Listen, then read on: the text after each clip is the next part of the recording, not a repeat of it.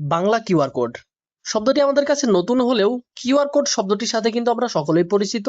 কারণ আমরা যখন কোনো মোবাইল ব্যাংকিং যেমন বিকাশ, নগদ বা রকেট বা অন্যান্য মোবাইল ব্যাংকিং এর কোনো ক্যাশ আউট বা কোনো সেন্ড মানি করতে যাই বা কোথাও পেমেন্ট করতে যাই, সেক্ষেত্রে কিন্তু আমরা খুব সহজেই সেই মোবাইল ব্যাংকিং এর কোনো একটি কিউআর কোড স্ক্যান করার মাধ্যমে আমরা পে করে থাকি বা সেন্ড মানি বা ক্যাশ আউট করে থাকি। তবে বাংলা কিউআর কোড এমন একটি সিস্টেম যেখানে মোবাইল ব্যাংকিং এর ক্ষেত্রে আলাদা আলাদা কোনো কিউআর কোড লাগবে না। শুধুমাত্র একটি কিউআর কোডের মাধ্যমে আপনি সকল মোবাইল ব্যাংকিং বা অন্যান্য ব্যাংক সিস্টেমেরও লেনদেন করতে পারবেন। অর্থাৎ আপনি যদি এখন কোনো দোকান থেকে কোনো কিছু পারচেস করে সেখানে পেমেন্ট করতে চান, সেখানে কিন্তু আপনাকে বিকাশ, নগদ বা রকেট বা অন্যান্য যে ব্যাংকিং সিস্টেমগুলো রয়েছে তাদের কিন্তু আলাদা আলাদা কিউআর কোড দেওয়া হবে।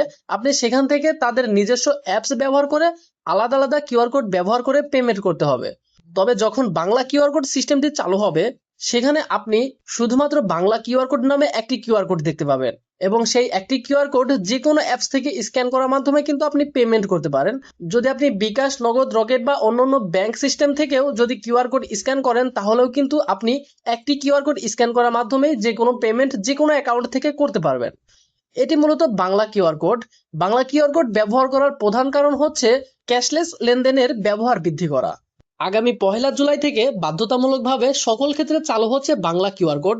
অর্থাৎ আপনি সকল বাণিজ্যিক বা সকল দোকানে কিন্তু এই বাংলা কিউআর কোড দেখতে পাবেন এবং সেখান থেকে আপনি যে কোনো মোবাইল ব্যাংকিং এর অ্যাপস থেকে জাস্ট সেই কিউআর কোডটি স্ক্যান করার মাধ্যমে খুব সহজে পেমেন্ট করতে পারবেন। এক্ষেত্রে আলাদা আলাদা মোবাইল ব্যাংকিং যেমন বিকাশ, নগদ বা রকেট বা অন্যান্য যে মোবাইল ব্যাংকিং রয়েছে তাদের আলাদা আলাদা কোনো স্ক্যান থাকবে না, শুধুমাত্র একটি স্ক্যান থাকবে এবং সেই একটি মাত্র কিউআর কোড স্ক্যান করার মাধ্যমে আপনি সকল মোবাইল ব্যাংকিং থেকে সেখানে পেমেন্ট করতে পারবেন। তো এভাবে মূলত প্রত্যেকটা দোকানে বা প্রত্যেকটা ব্যবসায়িক ক্ষেত্রে বাংলা কিউআর কোডকে বাধ্যতামূলক করা হবে আগামী জুলাই থেকে। তাই সকলকেই এই বাংলা কিউআর সম্পর্কে কম বেশি জানার প্রয়োজন। আশা করি এই বাংলা কিউআর কোড সম্পর্কে আপনাদেরকে বোঝাতে পেরেছি। কোনো প্রশ্ন থাকলে অবশ্যই আমাদের কমেন্টে জানাবেন, আপনাদের প্রশ্নের উত্তর দেওয়ার চেষ্টা করব। সম্পূর্ণ ভিডিওটি দেখার জন্য অসংখ্য ধন্যবাদ। আমাদের ইউটিউব চ্যানেলটি একদমই নতুন। আমাদের চ্যানেলটি যদি এখনো সাবস্ক্রাইব করে না থাকেন, অবশ্যই আমাদের চ্যানেলটি সাবস্ক্রাইব করে আমাদের একজন সদস্য হয়ে যান। দেখা হচ্ছে পরবর্তী কোনো হেল্পফুল ভিডিওতে। আল্লাহ হাফেজ।